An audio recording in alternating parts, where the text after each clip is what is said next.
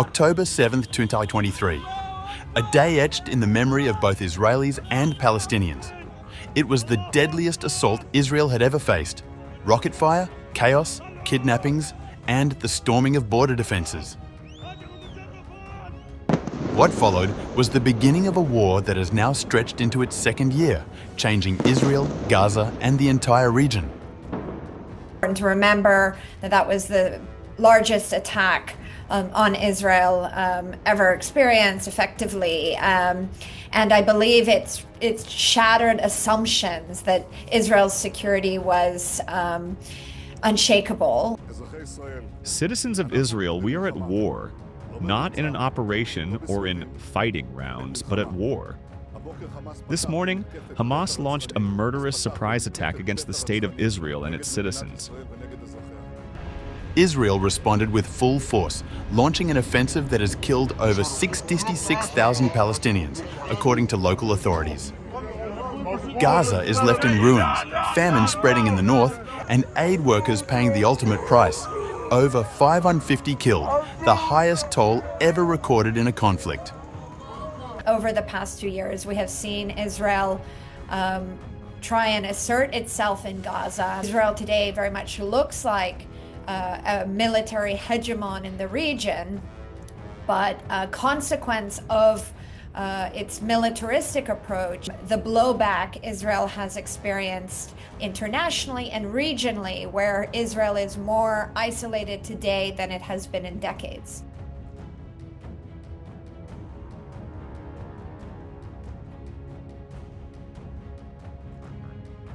Find that there are reasonable grounds to believe that the threshold indicating the commission of the crime of genocide against Palestinians as a group in Gaza has been met. The genocide in Gaza is the most extreme stage of a long-standing settler colonial process of erasure of the native Palestinians. Rights groups accuse Israel of weaponizing food and aid. The UN calls it a man-made famine. 500,000 Palestinians face catastrophic hunger. It is a famine openly promoted by some Israeli leaders as a weapon of war.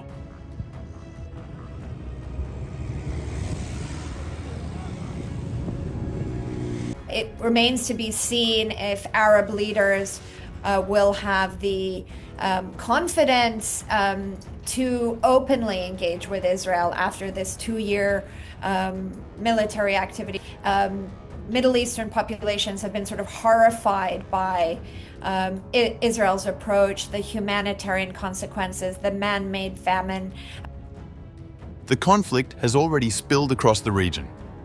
Israel assassinated Hezbollah leader Hassan Nasrallah in 2024.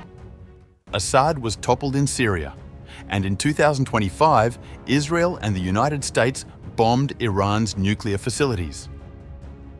Iran's key nuclear enrichment facilities have been completely and totally obliterated.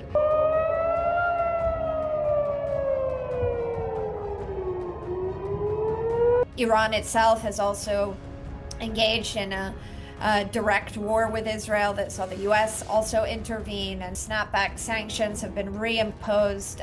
Iran is isolated on top of that internationally. Amid the destruction, one major political shift has taken shape: the recognition of Palestinian statehood by several nations. Canada intends to recognize the state of Palestine. Time has come. This is why, loyal to my country's historic commitment to the Middle East, for peace among Israeli people and Palestinian people, I declare that France recognizes today the state of Palestine.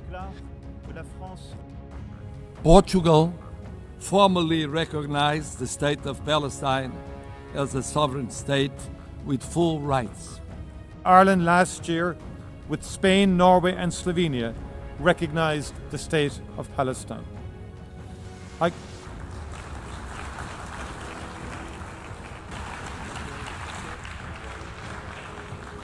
Statehood and recognition of Palestinian statehood has moved forward significantly, and that is a positive step.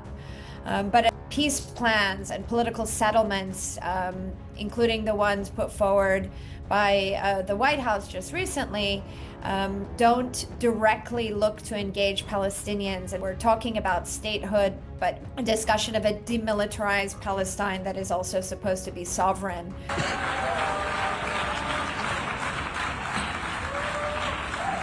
Prime Minister Netanyahu has made it his sort of lifelong commitment as a politician to make sure there is no Palestinian state at the until the Israeli electorate and the Israeli leadership, including Israeli opposition figures, begin to openly discuss and embrace a political process and a political settlement that is in line with the ambitions and objectives of Palestinians and the international community.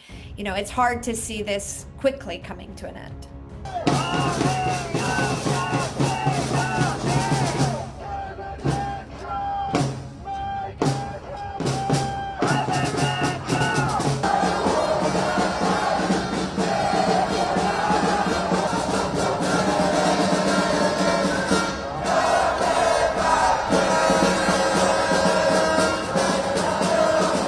Palestinians have suffered an inordinate amount of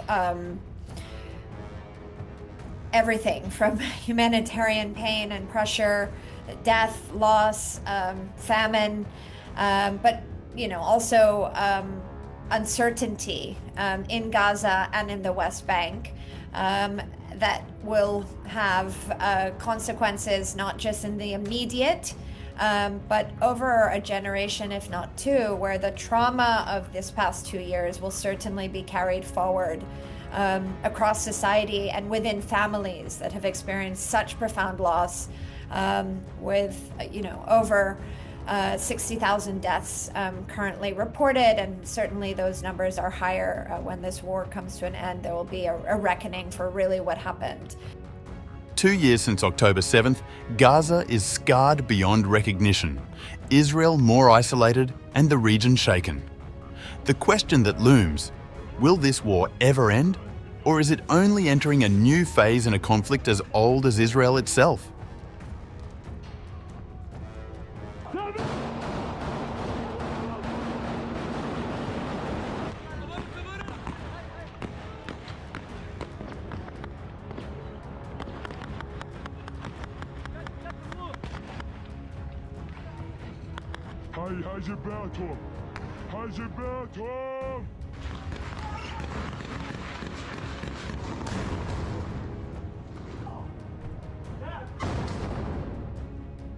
الله أكبر